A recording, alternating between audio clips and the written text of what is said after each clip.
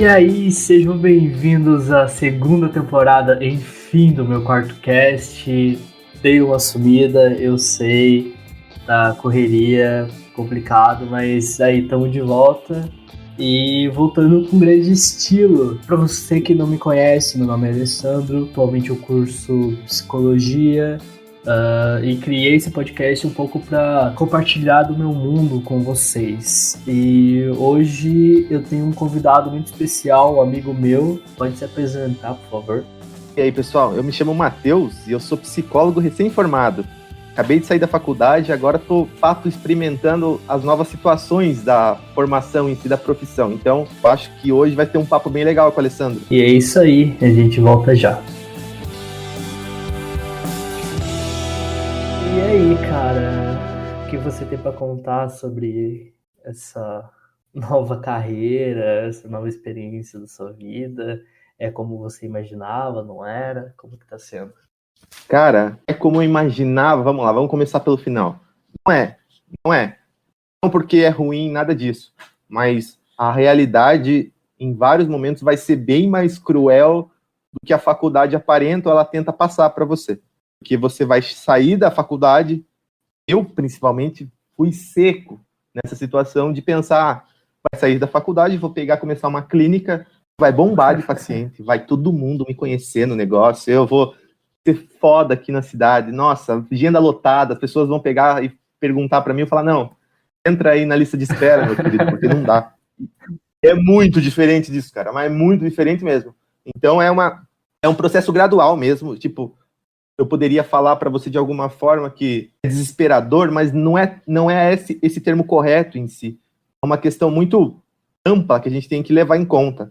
Então, no começo você vai enfrentar situações, depois eu vou voltar a falar, porque senão, cara, eu sou uma palestrinha, se deixar eu falar, eu vou embora 30 minutos falando. Cara, mas... podcast é para isso mesmo. Então, cara, a questão é que você sai pensando uma coisa muito específica, ao mesmo tempo, quando você se vê com a realidade na sua frente, obviamente não é desse jeito.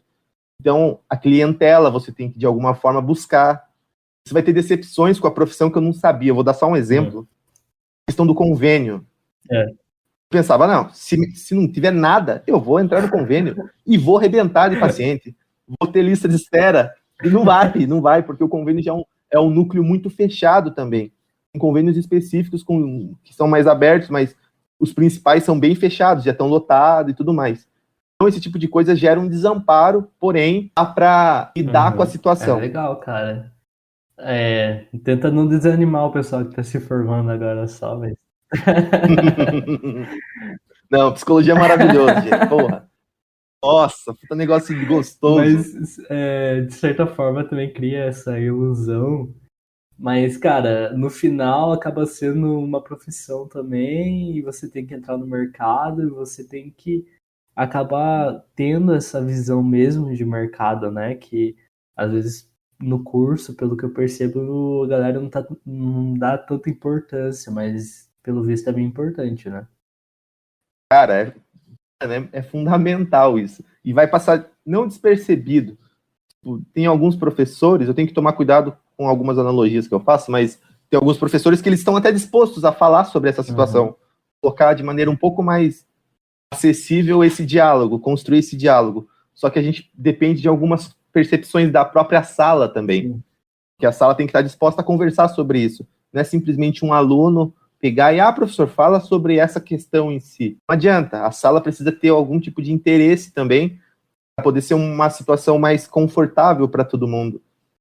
Tem uma outra coisa também que vai acontecer provavelmente com todo mundo, eu acho, que você sai da faculdade, pegou o CRP e tal, começou a atender, obviamente a demanda, você pode, mesmo até que você seja um Freud do século XXI, tá bom? Pode até ser isso. A demanda, se ninguém te conhecer, você vai continuar sendo um Freud do século XXI, mas sem nenhum paciente. Então, isso tem muito peso. E aí apareceu um paciente para você, por exemplo. Pô, que legal, tô com um paciente aqui. Só que a gente tem que promover, de fato, a autonomia daquele indivíduo. Aqui a gente vai entrar numa questão, não sei se filosófica, mas quase que antagônica, a questão do você atender e precisar de demanda e tudo mais, e ao mesmo tempo construir uma autonomia para aquela pessoa andar sozinha. Então a gente entra num ponto bastante... Não é complicado em si, porque se ele for conversado de maneira clara durante a faculdade até, para você compreender os abusos do poder do psicólogo, Sim. as coisas ficam mais claras. Porque senão você vai tentar, de alguma forma, até inconscientemente, construir uma dependência do paciente sobre você. Ele precisa estar ali, e por muito tempo. Que você que, de alguma forma, é o guru dele. Isso já vai para um charlatanismo enorme, cara. E é muito perigoso. Então, essa questão eu acho fundamental, principalmente pra gente que tá saindo agora, e é óbvio que o dinheiro tá entrando, você fala, pô, que legal, meu. Nossa, sou o Freud do negócio, sou o cara fudido que todo mundo quer. Só que, ao mesmo tempo, você tem que sempre pensar principalmente na autonomia do outro. Mas isso é complicado. É Cara, um baita desafio. Mini curso da Casa do Saber de psicanálise que eu acompanhei, né? Não vou lembrar o nome do professor agora, mas ele chegou a falar uma frase que o objetivo do analista é fazer do paciente analista, sabe? Que o objetivo, assim, de uma análise é que o paciente consiga fazer a própria análise, entendeu? Então, se você for com isso em mente, eu acho que é meio difícil você se perder. Claro que é uma linha tênue, né? Mas é uma das coisas mais importantes aí também. Uma coisa fundamental nessa questão. A gente tem a noção disso de alguma forma teórica, é uma situação válida, obviamente, só que de alguma forma a gente tem que compreender isso emocionalmente, introjetar essa situação no contexto. Tem uma coisa que é fundamental e não tem como não bater nessa tecla. O psicólogo, analista, ele vai ter que ser analisado também, sabe? Quanto mais rápido ele começar esse processo, melhor. Porque se ele entra de alguma maneira sem conhecer como que se coloca na posição de paciente, de cliente, do jeito que vocês preferirem chamar, tanto faz isso, mas se ele não tem essa experiência, ele vai ter muita dificuldade de compreender o que a gente está falando aqui. Essa situação, o paciente se tornar dependente e eu me tornar o guru dele ali. E essa condução é muito perigosa. Perigosa para um padrão antiético, claro. A gente não pode julgar a questão moral da situação, mas soa como antiético essas questões. Então, psicoterapia, eu sei que é cara, hoje em dia não é tão acessível, principalmente para o momento que a gente está vivendo agora de pandemia, e um monte de situação política de merda acontecendo, só que ao mesmo tempo é uma coisa meio que fundamental, é um investimento necessário, sabe, cara? Eu não sei se você concorda, Lê, mas é que nesses aspectos não tem como a gente fugir muito disso hoje.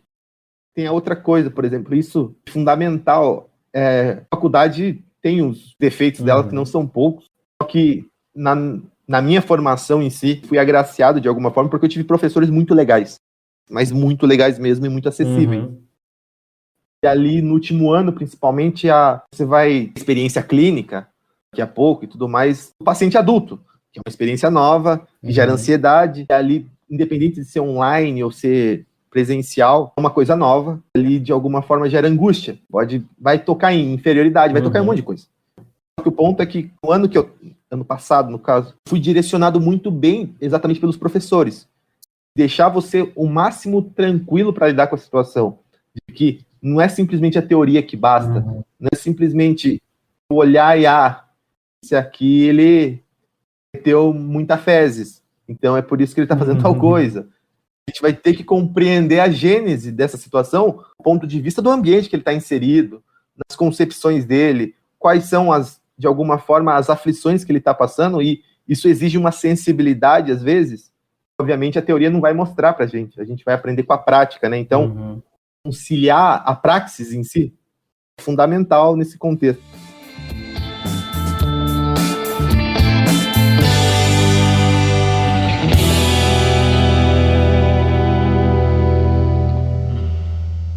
Então, acho que você está falando sobre a importância dos professores, né, na sua formação.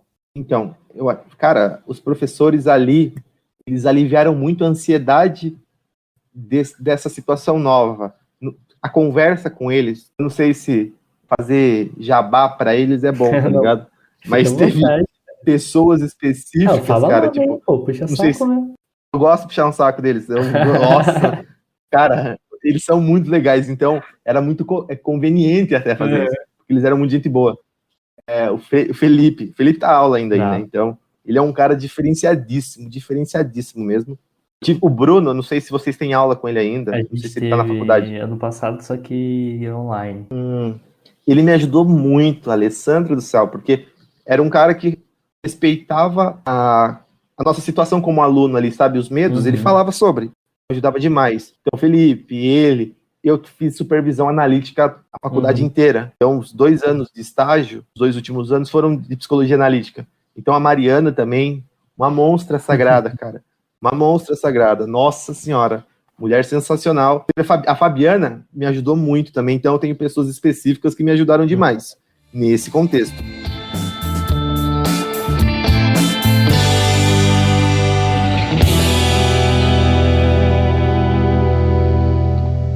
Mas e aí, cara, como que tá sendo atender na pandemia?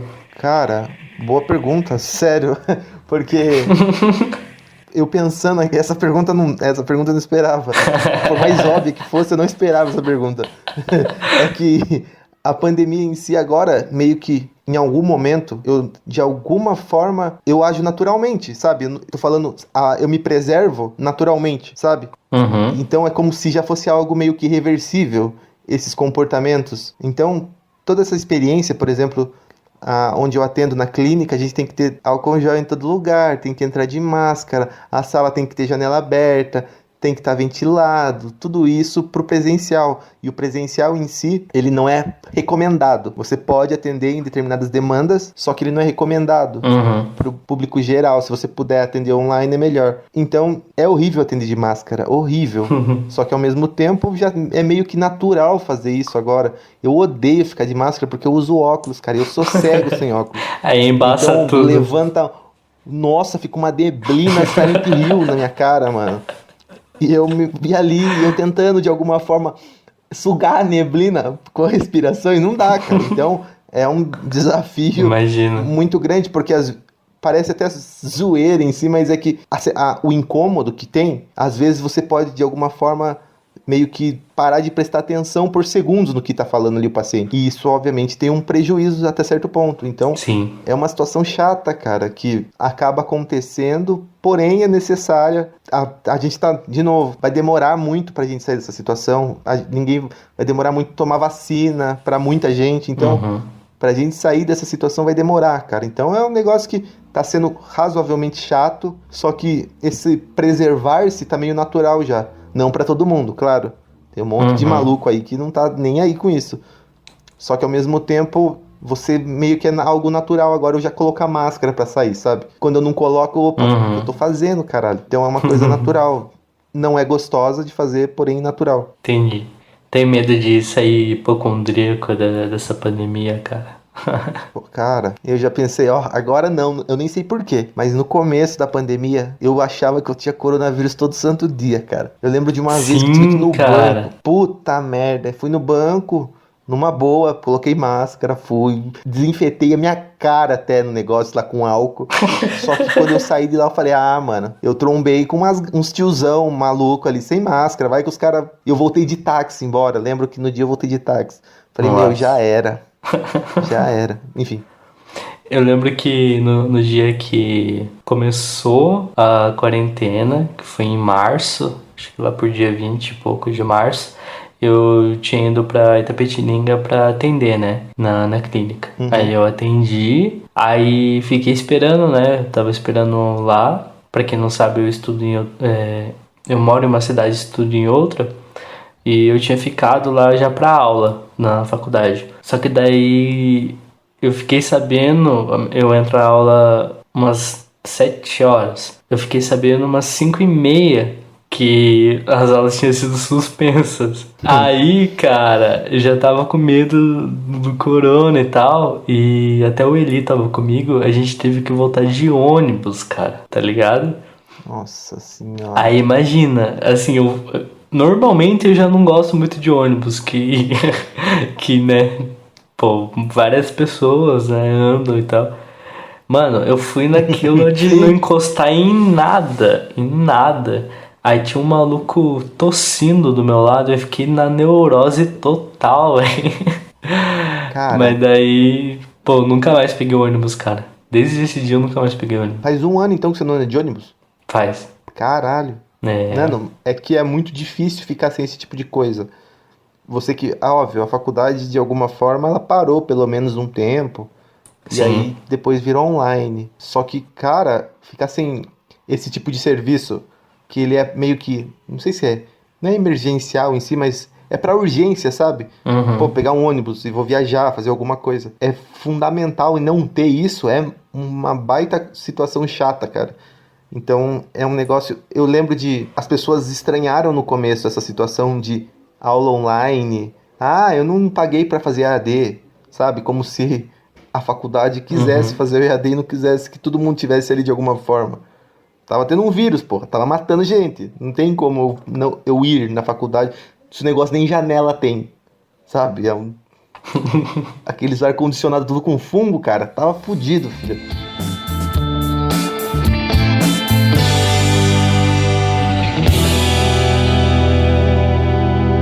Como que tá sendo pra você esse último ano?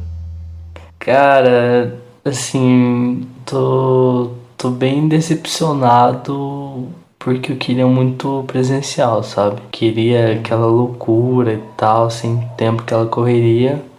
Só que assim, acaba sendo mais tranquilo pra mim porque eu me organizo melhor sem as horas de viagem, por exemplo, sabe? Então isso acaba me ajudando muito. Porque imagina essa loucura de fazer estágio e ir pra faculdade, viajar e tal. Eu ia acabar perdendo muito tempo. Então pra mim tá sendo mais tranquilo de verdade. O EAD pra mim é mais tranquilo porque é complicado estudar em outra cidade mesmo.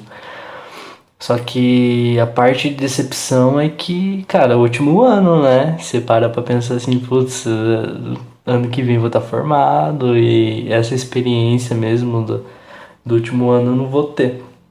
Coisa que muita gente tá passando, coisa de gente que perdeu o primeiro ano, sabe? De aquela experiência de primeiro ano, de conhecimento, de explorar o curso, a faculdade, porque foi EAD, sabe? Aí, pelo menos essa experiência acaba se perdendo, né? Lógico que presencialmente é muito melhor, mas por enquanto não é o mais adequado, né? Infelizmente, a gente vai ter que acabar aceitando essa condição. Tem uma outra coisa que eu queria saber agora, que já que a gente tá falando da sua perspectiva, fala sobre o seu TCC, como que tá sendo pra você fazer isso? Cara, tô pensando ainda como que eu vou fazer exatamente, mas claro, sempre ter algo planejado, ser organizado é muito importante pra você ser coerente, sabe? E porque é complicado, cara, é muita coisa pra você fazer. Se você for procrastinador, como eu sou, por exemplo, acaba tudo que não era pra ser tão difícil acaba sendo mais complicado, sendo mais cansativo do que deveria ser, entendeu? Você tá se sentindo de alguma forma desamparado ali ou não pelas situações que estão se apresentando? Como assim? É porque, obviamente, tem os estágios esse ano e tem o TCC, tem o orientador e tudo mais. Você está se sentindo respaldado para lidar com essa situação ou não? Cara, eu tô, mano. Tenho bastante gente me ajudando. Eu acho que isso entra muito no que você falou na primeira parte aí, de ter essa rede de apoio mesmo, que não se é falada, né?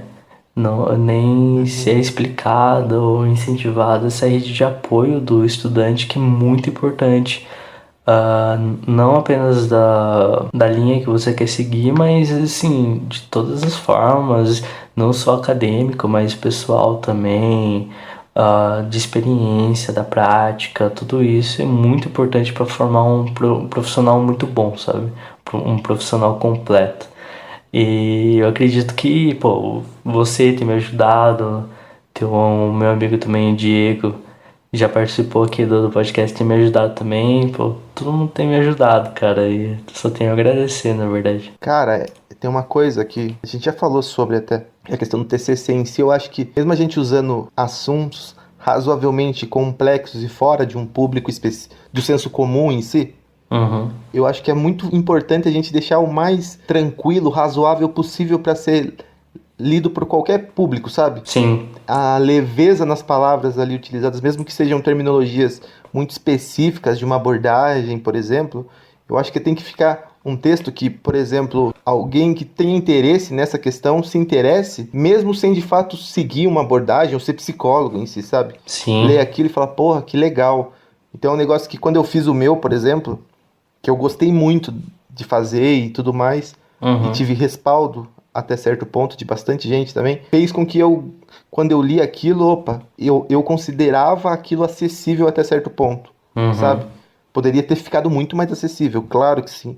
Só que ainda assim, por exemplo, sei lá, tem situações que a gente vai ter que usar termos que não tem como fugir, que a etimologia da palavra é complicada mesmo. Sim. Então, para você, de alguma forma, tentar simplificar aquilo, ou você cai numa banalização fudida mesmo, principalmente porque vai ter sempre alguém que vai tentar, principalmente na nossa bolha de psicologia, que vai tentar desvalorizar exatamente pela tentativa de simplificação. Por mais que tenha muita gente que aplauda isso, vai ter um ou outro que vai, olha, que não sabe nem o que tá falando, resumiu demais e tal, algum aspecto. É que a galera não tá ligada na responsabilidade social que a gente tem, né? Que até uma das críticas à academia, ela se voltar esse debate apenas entre acadêmicos, né? Não promover realmente nenhuma mudança social, não transformar através da educação, não devolver essa educação que você recebeu, todo esse privilégio, né, de receber de volta para a sociedade, né? Então, às vezes falta isso na galera de ter essa consciência. Cara, eu concordo completamente porque aquela situação, deixa eu lembrar para não falar besteira, é do Vygotsky, da abordagem sócio-histórica. Isso. Não tem como você avaliar um indivíduo sem você considerar o meio que ele está inserido, como funciona aquele meio, aquele ambiente, quais são as influências daquele ambiente sobre aquele indivíduo, independente de qual seja a sua abordagem. Você pode ser um puta de um cara da psicanálise fudido. Só que se você não considerar esses fatores hoje, principalmente, talvez no século XIX pro início do XX, fosse válido pra caralho a gente considerar uma estrutura intrapsíquica, sabe? E pronto, esse modelo. Só que tem coisas que eu acho, óbvio, na minha concepção, na minha humilde concepção, tem que ser levadas a sério hoje, sabe? Essas situações, mano, a gente tem muita desigualdade social, muita desigualdade.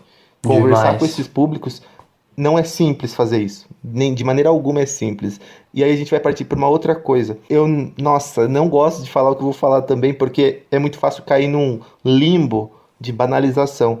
Mas o sofrimento emocional de 90% da população desse país tem a relação exatamente com problemas econômicos e financeiros. Sim. Então, se eu não consigo, de alguma forma, construir políticas para desenvolver essa questão econômica e financeira, como que eu vou lidar emocionalmente com problemas internos ali de uma psique para adquirir autoconhecimento se a pessoa está passando fome? Exatamente. Sabe? Ela não sabe como que ela vai pagar a conta dela. Então essas situações eu acho que são fundamentais de serem discutidas e não são com frequência, mas é um assunto que tem muita relevância, sabe?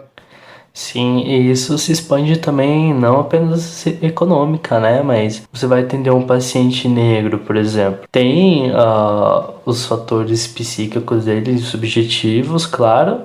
Mas assim, o cara sofre racismo, sabe? E vive uma sociedade racista. Como que você vai deixar esse paciente totalmente... assim, bem, sendo que ele vive numa sociedade que, num plano de extermínio, por exemplo, sabe? Mesma coisa com a população trans, cara. Mesma coisa com a população LGBT, entendeu? É muito complicado e, claro, que o caminho mais simples é a gente ficar só na clínica, né? Só fazendo ali as análises e tal, mas não é completa, né? Eu acho que tem que ter um serviço integral, sim, tem que ter essa crítica, sim, né? Então, cara, necropolítica é um negócio muito em evidência no Brasil. Demais, cara. Mas de uma maneira que, infelizmente, é uma coisa muito intensa, todo esse movimento que se fortalece, ao invés de enfraquecer, ele se fortalece muito. Sim. Então, Demais. essa noção construída acaba atrapalhando bastante vários setores da sociedade, principalmente os setores mais necessitados, que não é simplesmente a questão do homem negro, da pessoa trans e tudo mais. Ela se amplia muito fácil para outros grupos também que vão sofrer de alguma forma algum tipo de preconceito direcionado específico e vai ser colocado em uma certa bolha e tem que ficar naquela bolha, não pode se expandir, tem que ficar silenciado, sabe? É natural Sim. esse silenciamento. O que aconteceu com as mulheres durante toda a história, só que agora, conforme elas vão tendo voz, a resistência, não só de nós, de alguma forma, como sociedade, mas faz com que esse movimento seja muito complicado de se desenvolver, sabe? Positivamente e naturalmente. Uhum. Então tem que ter sempre algum conflito e é uma situação complicada. Por isso que eu acho que aqui de nossa, não gosto de entrar nesses aspectos que eu vou falar o termo em si, Uhum. mas um dos problemas claros do capitalismo Uhum. é exatamente a questão da como eu proporciono saúde mental se eu estou num ambiente de tamanha desigualdade em qualquer aspecto. Sim. Então essa situação eu acho que deveria ser tema de diálogo de fato, não só, obviamente, aqui, mas em roda de conversa, na própria faculdade. Tem pessoas ali que falam sobre isso, óbvio. Felipe fica que nem louco falando sobre isso aí. O professor Felipe adora esse assunto, então esses aspectos são importantes de serem discutidos Sim. para a gente ter mais sensibilidade, sabe? Porque, obviamente, a gente está numa constante, não vou usar o termo evolução, mas de ampliação de consciência, sabe, sobre essas coisas. Sim. Para lidar melhor e tudo mais. Então é fundamental, cara, esse tipo de coisa que não é de fato olhada. Acaba sendo uma redução de danos, né? Você não consegue trabalhar com total, não cura, né? Mas total saúde mental do paciente. Você acaba fazendo só uma redução de danos. Tem uma crítica dura, né? Da psicologia. É muito importante a gente falar porque a gente trabalha com redução de danos de fato.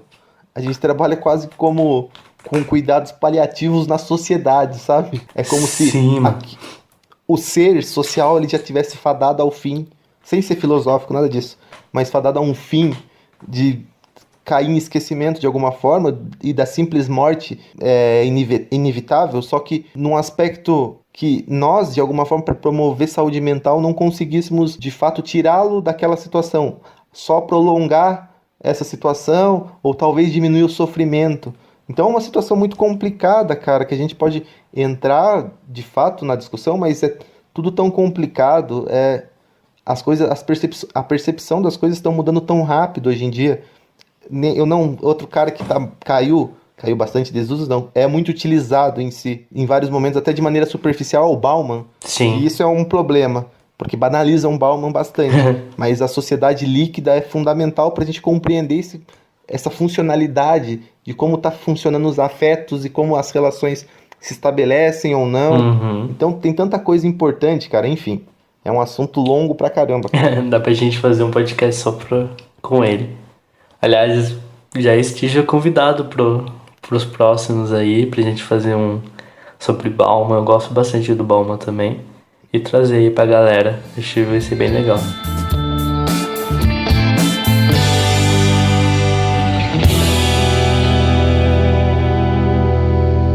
Só vou terminar essa primeira parte com uma pergunta.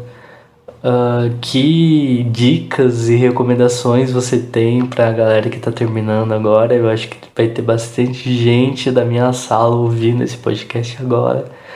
Muito curioso, ansioso também, receoso talvez, de como que vai ser esse início de carreira aí. Ou mesmo gente que já tá terminando a faculdade, qualquer carreira, como que é? Cara, eu acho que é fundamental uma coisa que tem que ficar muito clara. Se você puder, de alguma forma, formar grupos com seus colegas ali da faculdade e tudo mais, para de alguma forma juntos caminharem em alguma perspectiva específica, seja clínica, seja uma questão mais social, mas o sair sozinho da faculdade, o formar-se, você de fato meter a cara no mundo mais sozinho, é um pouco mais complicado. Não vou nem falar que é muito, mas é um pouco mais complicado em si do que você ter um suporte de pessoas que também estão se formando, de alguma forma estão passando pela mesma coisa que você. Então essa situação ela se dilui bastante quando a gente de fato tem alguém para andar junto com a gente, mesmo com os mesmos medos e com as mesmas ansiedades. Eu acho que esse aspecto é fundamental. Tem outras coisas em si também que, se puder, quem tem interesse em clínica, dá um jeito de... Obviamente não vai, quando sair, a clínica não vai ser o aspecto que vai gerar uma baita de uma renda inicialmente, mas se tiver disposto a fazer isso, divide com alguém, não importa muito a questão de quantas pessoas vão dividir, mas que seja uma coisa que seja coesa para todo mundo, que fique coeso, equilibrado para o grupo em si. Tem 2 amigos nossos que os 2 são extremamente meus fãs, que é o João Jota e o Matheus, que são muito fãs. Nossa senhora, os caras me idolatram pra todo lugar. Os caras vão ficar putos. A gente, como a gente é muito amigo em si, de fato se formar grupos pra isso, sabe? Pra sair da faculdade e não tá totalmente desamparado. Olhar com bastante sensibilidade também sobre umas possíveis rejeições que você pode sofrer. Porque algumas pessoas podem lidar muito mal com a rejeição. Supervisão, desculpa, eu tô falando bastante, mas é que tem uma coisa importante. Não, vai Supervisão embora. é fundamental, cara. Supervisão é fundamental. Com certeza. Análise e lembrando que supervisão não é análise, né? Supervisão Exato. é só de caso. Análise é você mesmo, sua subjetividade, lembrando que não tem como você levar um paciente por um caminho que você nunca foi. Exatamente. Bravo. Nossa, muito bem, cara. Caralho, Muito bem. terminamos bravo essa primeira parte. Então, e que só para eu finalizar agora, porque isso é uma palestra ambulante, supervisão é um negócio que não dá para faltar mesmo. Tanto a análise em si do terapeuta, mas a supervisão também não dá. Porque a gente vai ter muita dificuldade, vai ter confusão em algum momento. Sim. Se deparar algum aspecto que não necessariamente ele fuja da teoria, só que ele também foge da nossa concepção e da nossa experiência. Então, compreender um olhar mais experiente sobre aquilo é fundamental, cara. Então não dá pra abrir mão disso. E é isso aí.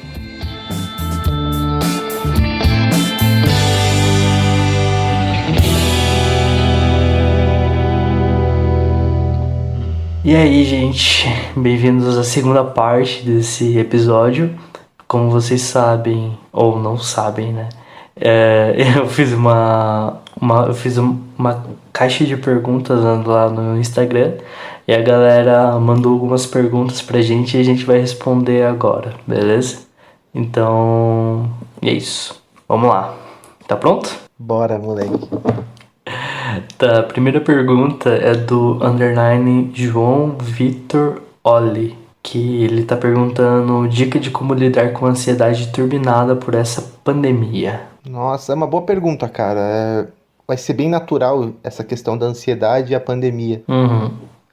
Tem que focar em algumas coisas específicas. Primeiro, eu não conheço, obviamente, a pessoa que está fazendo a pergunta.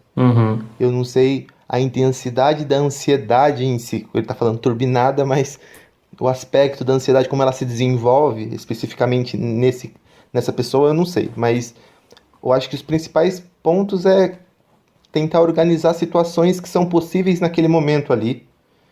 Organizar, fazer um planejamento de alguma forma sobre as situações que são possíveis de eu enfrentar ou não. Coisas que estão um pouco mais distantes, esse pensamento futuro de alguma forma, que é muito angustiante, principalmente na pandemia, pela inércia que ela causa. E são situações que são um pouco complicadas, porém, quando a gente consegue se organizar um pouco melhor sobre isso. E eu tô levando a ansiedade por um aspecto mais corriqueiro, não como um transtorno generalizado de ansiedade. Vou deixar claro isso. Então, essas situações em si, elas são razoavelmente comuns de acontecer, porém, elas geram muito sofrimento. Eu acho que principal é organizar as coisas, procurar pensar em hobbies para se fazer nesse isolamento, achar alguma coisa que, de alguma forma, distraia. Manter a mente como tá sendo a ocupada. situação, até certo ponto, sim, óbvio que a ansiedade ela já faz isso, só que de uma maneira muito destrutiva. Sim. Só que daí o aspecto de tentar de alguma forma se distrair, óbvio, tem N situações. Eu não sei a situação da pergunta em si específica, mas é procurar se distrair de alguma forma lazer ali, que dá lazer que é possível na pandemia, óbvio. Ou ficar na casa de alguma forma que a pessoa gosta de fazer, procurar de alguma forma dispersar essa situação ou diluir o máximo possível. Óbvio que é uma resposta muito aberta. Peço até desculpa pela resposta que tá meio merda, só que ao mesmo tempo é muito complicado dar uma solução prática e rápida para isso. Então pegar e tentar organizar as situações, tentar distrair a mente ao máximo possível nisso, aceitar o que é possível no momento que não é, de alguma forma, e seguir, cara, e tocando, porque a situação tá muito complicada mesmo nesse aspecto da ansiedade. E é isso aí, cara. E para dar alguma contribuição também, tem várias técnicas que amenizam os efeitos da ansiedade. Por exemplo, meditação. Cara, eu tenho feito essa prática e, cara, ajuda bastante, sabia? Ajuda bastante você ter um controle ali, você parar ali naquela hora, respirar. A respiração é muito importante, principalmente na ansiedade. E acaba ajudando nesses momentos. Então fica aí como uma recomendação. Perfeito, cara. Esse tipo de situação em si é fundamental. Eu acho muito difícil pra mim, agora falando particularmente, pra mim meditar em si é muito difícil. Pra eu, de alguma forma, conseguir lidar com a ansiedade, é praticando algum hobby em si, tentando dispersar, ler. Claro. Ler me ajuda de alguma Tem forma. tem que se conhecer acima de tudo, né? Saber o que você gosta, o que você não gosta. Claro, não se obrigando a fazer algo que você não gosta. E ver o que funciona pra você, o que não funciona, o que você se adapta melhor, o que não, entendeu? Exato. Perfeito, cara. Perfeito. Eu dei uma resposta de merda, mas é que no contexto geral é muito complicado lidar com esse aspecto. Não, relaxa. Vamos pra próxima? Bora, vamos lá. A Sayu Sasaki, que é minha melhor amiga, aliás, ela mandou quais as áreas que a formação abrange além de psicologia clínica. Nossa, tem área para um caralho. Meu Deus do céu. A psicologia está em bastante ascensão e de alguma forma, mesmo a gente enfrentando algumas dificuldades, está em bastante evidência também. Então, o psicólogo hoje ele é necessário em qualquer ambiente. Pode ser, tem os ambientes mais óbvios, que é escolar, organizacional, hospitalar, mas hoje no esporte é fundamental ter psicólogo. Hoje, em qualquer lugar que a gente pense em uma mínima situação de um trabalho coletivo, em grupo ou até mesmo individual, é fundamental um psicólogo ali. Então, o mercado para essas coisas hoje em dia está muito em alta. Então, tem opção, nossa, que extrapola a clínica com certeza. A clínica, em muitos momentos, pode ser até o mais óbvio de se sair e tudo mais. Só que, ao mesmo tempo, tem muita opção. Óbvio, o mercado para psicologia, ao mesmo tempo que ele está em muita expansão, ele é muito fechado. Sim. Você vai ter que, de alguma forma, se especializar, ter um network razoável para conseguir entrar em certas situações, se colocar em certas situações.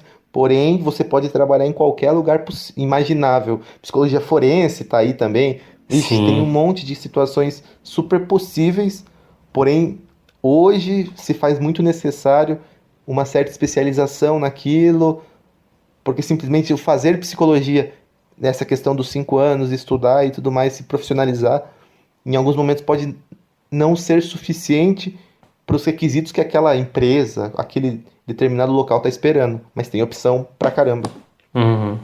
Resumindo, onde tem gente, tem que ter um psicólogo. Exato, perfeito. Tá, próxima pergunta do Rodrigo. Ele é de São Paulo e ele perguntou quais os principais desafios no início da clínica. É paciente, com certeza. Pagar o aluguel, brincadeira. Eu acho que o principal desafio é você não se deixar abater pelas situações que vão pela realidade em si. A realidade não vai ser tão, não é positiva em si, mas tão acolhedora quanto a gente espera de alguma forma, ou quanto a gente idealizou. Então esse desafio em si é fundamental a gente ter noção. A realidade ela não vai ser acolhedora a priori, porém nunca né? Exato, mas gradualmente ela vai melhorando. Sim. Gradualmente ela vai, principalmente, vai ter uma outra coisa também que é fundamental. A sua experiência quando você se coloca nesse mundo, ela amplia muito, mas muito mesmo. O seu tato com o paciente, o seu trato em si, ele vai se desenvolvendo de maneira natural, as coisas vão ficando muito leves de se fazer. Eu lembro de... Você vai poder falar daqui a pouco, porque vai atender o paciente adulto daqui a pouco, na clínica e tudo mais. A ansiedade que isso gera, o quanto ela começa a ser mais direcionada para uma coisa mais saudável, porque a ansiedade você vai sentir sempre, porque é aquela coisa nova para você e tudo mais. Só que ao mesmo tempo ela já não é tão destruidora e devastadora, porque você já sabe o caminho que você tem que seguir, cada paciente é um paciente, porém, de novo, usar termos chatos aqui, mas empatia, esse tipo de coisa é fundamental ali para compreender a demanda. Sim, Esse é o principal desafio, eu acho. com certeza. E eu acho que é isso. A gente falou bastante sobre isso na primeira parte, então se alguém tiver mais dúvidas, que pulou já para a segunda parte, vale a pena dar uma ouvida na primeira parte. Beleza, próxima pergunta do Paulo. Quais os impactos negativos e positivos da marihuana? Como reverter os negativos? E essa eu jogo pra você, cara.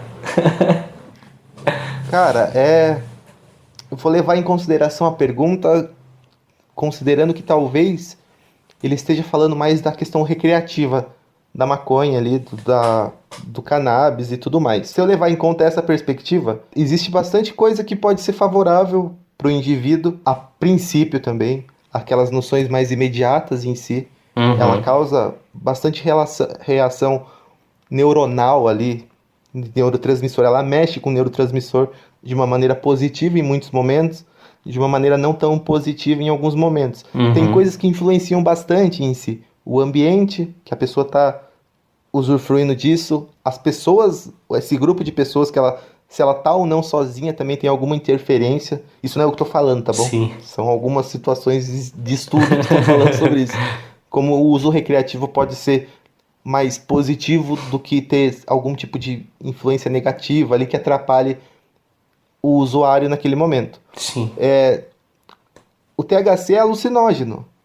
Então tem toda essa situação em si em volta disso.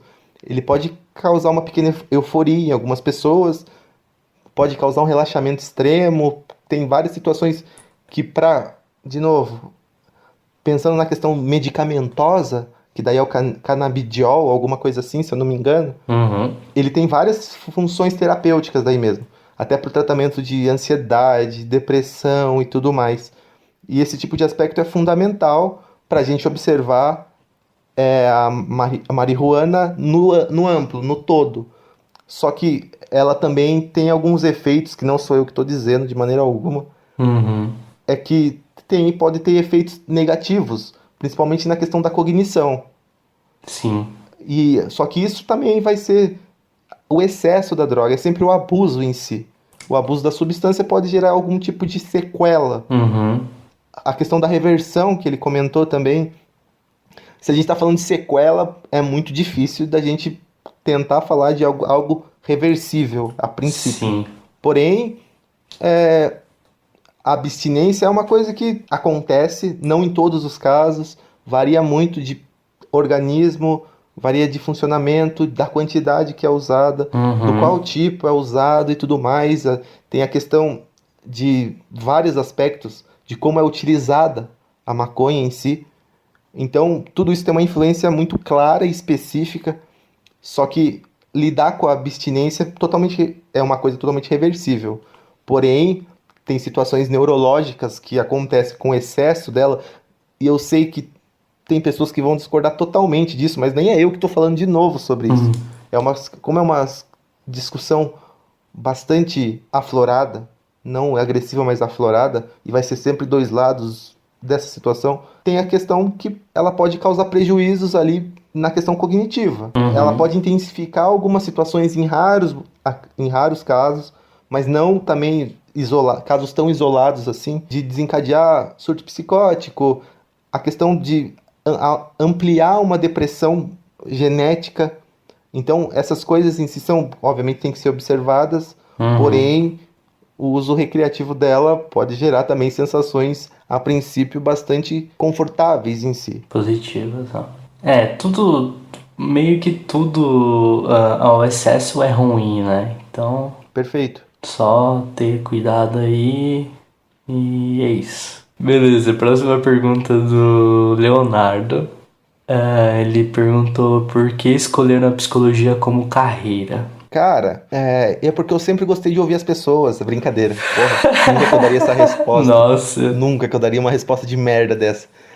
Mas é que foi uma coisa muito natural em si. Eu tinha alguns interesses você de chegou a eu cursar me outra intere... coisa antes, né? Então, eu já fiz RH, mas tipo, eu já passei em outras faculdades. Só que aleatórias ao extremo.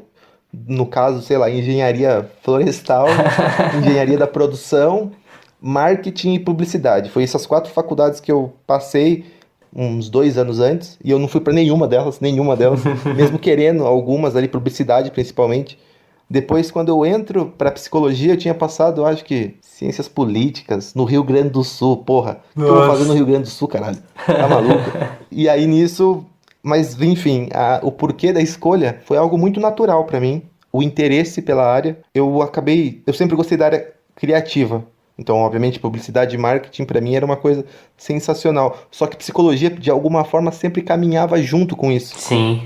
Principalmente pela questão o quanto tem caminho para ser trilhado na psicologia. Tô falando teoricamente em si. A Uhum. gente tem gênios ali, tem Freud, tem Jung, tem Adler, tem Melanie Klein, tem um monte de gente fodida, só que ao mesmo tempo tem muito caminho para ser garimpado. E isso eu considero algo sensacional. Então, foi uma das minhas escolhas assim que sempre de alguma forma caminhou junto comigo. Mesmo essas indecisões em si que eu falei, por exemplo, de porra, passei em engenharia florestal. Era muito mais por uma exigência externa de eu ter que dar resultados externamente do que eu fazer o que eu gostava em si. Então, psicologia para mim foi o caminho mais natural possível. Eu não me arrependo nem um pouco, adoro o que eu tô fazendo. Acho que clínica para mim é um ambiente sensacional. Não Uhum. é simplesmente ouvir pessoas, tipo, eu gosto de ouvir pessoas, foda-se, não tem problema isso, pode gostar e não ser psicólogo. Só que é fundamental a situação da empatia que você vai desenvolver, da experiência que Sim. você vai desenvolvendo. Então, o porquê eu escolhi é exatamente esse tipo de coisa. Foi algo bem natural pra mim. Pode crer, mano. Bom, a minha motivação foi, cara, pode perguntar pra quem estudava comigo, eu sempre fui muito introspectivo, reflexivo. Isso acabou me levando pras artes, por exemplo, acabou me levando pra filosofia na escola, claro, ali no ensino médio e tal. E, né, chega a 17 anos, que eu acho errado, né? Você deixar nas mãos de uma pessoa de 17 anos a decisão do que ela vai ser o resto da vida, ou que acontece com muita gente que tá saindo da escola. Mas eu acho que eu fui para um caminho certo porque eu refleti bastante sobre isso antes. De início eu queria filosofia, mas também não queria dar aula, sabe? Eu sei que Uhum. tem mais áreas, mas a principal de filosofia é professor. E descobri na psicologia assim um mundo totalmente novo que eu não conhecia. Eu fui conhecer psicologia no primeiro ano, cara, você acredita? Fui Nossa. ler assim psicologia no primeiro ano, conhecer Freud, por exemplo, conhecer essa galera, não conhecia antes. E assim, me apaixonei e não me arrependo nem um pouco, sabe? Eu converso com muita gente que tá fazendo graduação que tem psicologia como segunda opção, sabe? Muita gente tem isso. E eu acho muito engraçado, porque é uma área assim que muita gente acha interessante e de fato, falando de dentro, é muito interessante. Tem muitas áreas pra você ir e pra mim é um coringa, velho, sabe? Você pode ir pra tantas áreas assim que são bem distintas e pra uma área que você mais gosta. Sempre vai ter uma área que você mais gosta em psicologia, né? Dá pra trabalhar com quase qualquer coisa, que envolva pessoas, claro. Mas é isso, cara. Minha motivação aí. Cara, só pra finalizar o seu raciocínio, muito bom, inclusive, mas é que a questão de muita gente, por exemplo, ter psicologia como segunda opção. Eu gosto de psicologia. Só que normalmente é uma noção meio distorcida de psicologia, né? Em vários momentos vai ser até. De a noção de a minha psicologia. Isso é uma coisa que já me deixa louco também. De eu pegar alguma situação, por exemplo, sei lá, você pega Freud e começa a ler aquilo. Tá, eu não concordo com esse mecanismo aqui. Tá bom, vou mudar a situação, vou explicar tudo isso sem essa situação, porque eu não me importo com uma teoria que segue uma situação empírica, sabe? Uma construção empírica. Eu construo ali o que eu quero e faço uma pseudociência a partir disso. Eu acho que isso é muito perigoso também, principalmente para essa questão da psicologia, é algo muito sério. A gente sabe disso, Sim. todo mundo sabe, só que ao mesmo tempo é muito fácil cair em alguma situação de novo, lá que eu falei no começo, charlatanismo, sabe? Uhum. De essa situação de eu pegar e, opa, é a minha psicologia. Os coaches, eu não né? concordei. Exato, perfeito. E aí é muito fácil essa situação em si. E, obviamente, psicologia por ser 5 anos é muito fácil também a pessoa, de alguma forma, se decepcionar, sair do curso e ser coaching também. Pô, é muito fácil isso. Porque ela acontece. aprendeu ali o básico, como que motiva, o que é motivação, teoria da motivação, alguma coisa, e pronto, vai e enfia a cara como coach quântico, sei lá. E isso é um negócio também que é uma dificuldade. Sim. Eu vejo muita importância da filosofia nesse caso, de você reconhecer toda a estrutura de um pensamento, sabe? Você vê que os caras não tiraram aquilo do rabo, sabe? Eles são baseados, são estudados, são acadêmicos, então é muito importante entender essa parte teórica para você se embasar na sua prática, senão vira realmente charlatanismo. Não dá pra não conciliar psicologia e filosofia. As duas andam Sim. juntas e vão ter que andar juntas ali, porque você vai ter que compreender o método da onde foi tirado aquilo. Freud não tirou do rabo dele a ideia, nada disso. Sim. Não tirou do rabo, ele se apega numa construção, ele sofre muito preconceito inicialmente, por exemplo, mas quando ele constrói tudo aquilo, ele vem desde Heidegger para um monte de opções ali, de situações muito específicas de Schopenhauer, por exemplo. Sim. A filosofia oriental, ele também tinha toda essa concepção do pessimismo, então toda essa construção filosófica é fundamental para a gente, de alguma forma, construir um alicerce mais sólido na psicologia. É isso aí. E vamos para a próxima pergunta, uma pergunta anônima. O que fazer quando o perfeccionismo atrapalha ao ponto de você não conseguir finalizar algo? Boa pergunta.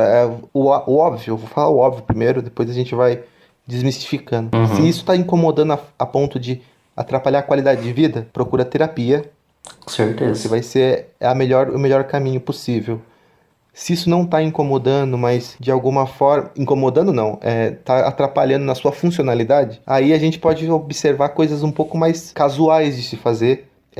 A compreensão em si do porquê desse pensamento, o porquê dessa situação, até que ponto isso... desde quando isso te acompanha, tem coisas muito específicas em si para lidar com o perfeccionismo, porque ele é antagônico a muita coisa.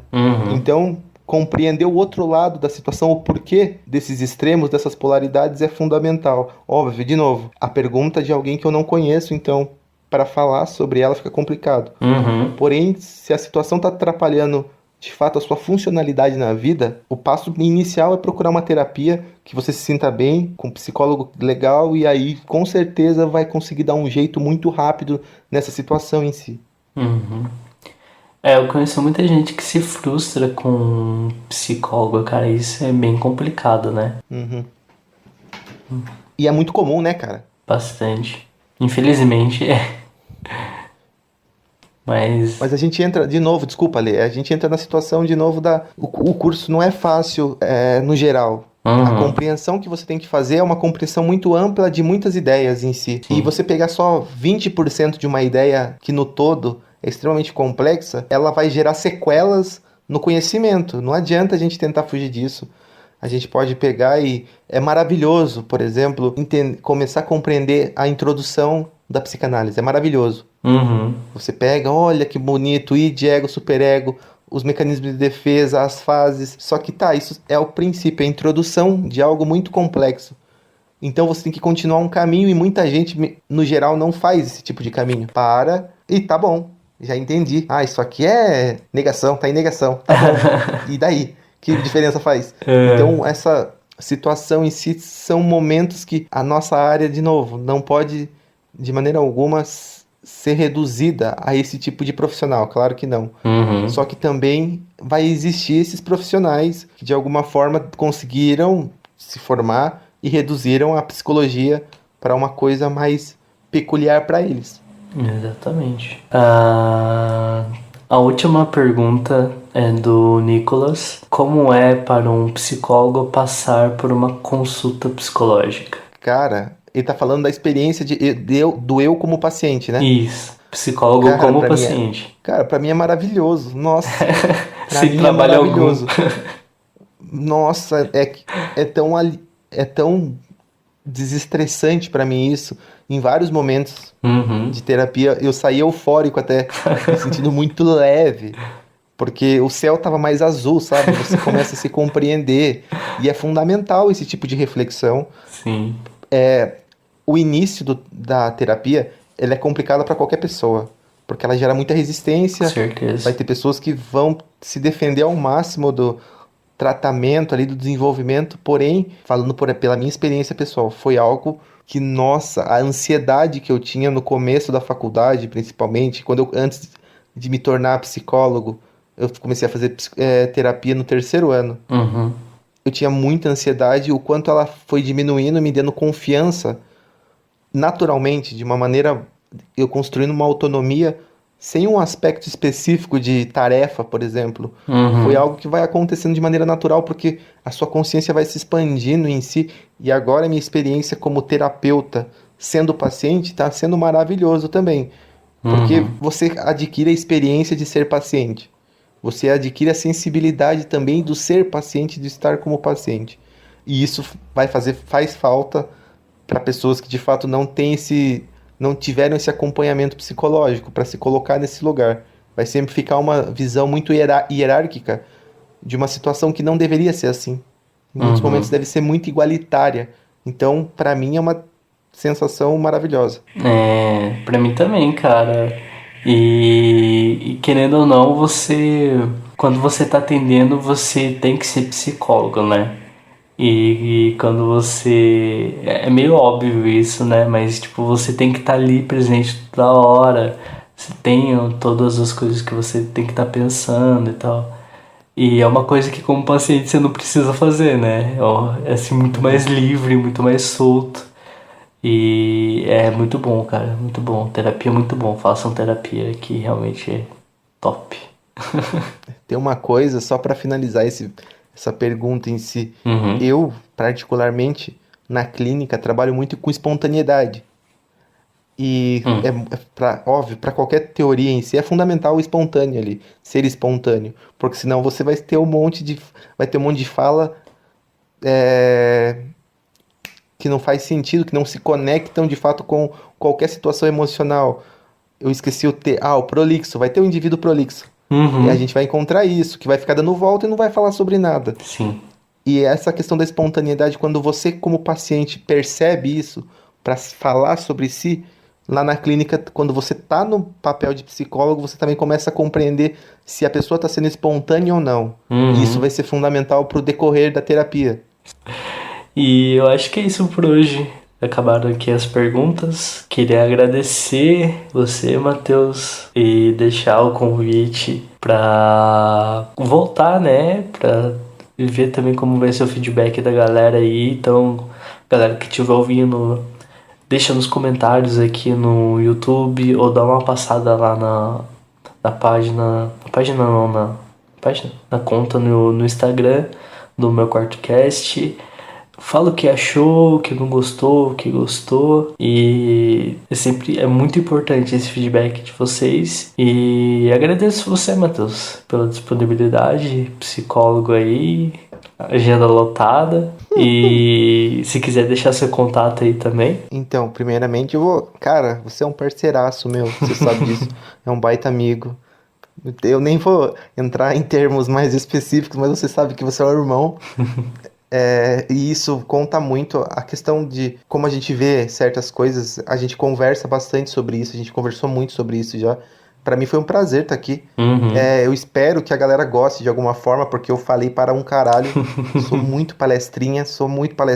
Eu vou melhorar isso. E se de alguma forma você tiver algum outro assunto e se você achar pertinente me chamar, eu tô totalmente à disposição. Vou adorar, cara, porque esse tipo de conversa é muito legal, mano. Uhum. É óbvio, tem hora que não tem como não dar risada, não pegar e não tratar com mais humor certas situações. É. Porém, cara, é muito importante a gente falar sobre assuntos específicos da psicologia, precisam ser falados mesmo e atingir um público mais específico. E para finalizar, eu tô atendendo, tô com a agenda aberta, se alguém tiver interesse. Duvido que agora, depois que alguém escute isso, tenha interesse, mas né, tudo bem, não tem problema. A questão é que exatamente pelas situações da pandemia e todo o desamparo, não só emocional, mas econômico que ele está propiciando, eu acho muito coerente da minha parte oferecer atendimento psicológico para estudantes da psicologia específicos e preços mais acessíveis para esse grupo. Então, se você é estudante de psicologia ou até da área da saúde em si, e tiver interesse, eu vou ter o maior prazer do mundo em poder de alguma forma auxiliar nessa jornada, mas é uma coisa muito pessoal, claramente, mas tá aí, eu vou deixar o contato, que é o psicomateusmelo, @psicomateusmelo no Instagram, entra lá ou se não, manda um direct, porra, rede social pra mim é um inferno, manda um direct e a gente consegue conversar de maneira mais tranquila e, obviamente, sem essa palestrinha constante. Gente, o Matheus, ele é bem modesto, fica falando aí, pedindo desculpa e tal, mas o cara é bom mesmo, então, assim, não leve ele muito a sério. Quer dizer, levem a sério, né? Não subestime, caralho. E é isso, mano. Muito obrigado. Até a próxima. Obrigado por você ter ouvido. E é isso. Segunda temporada para o meu quarto cast de volta. Conto com você de novo, Matheus. E até a próxima.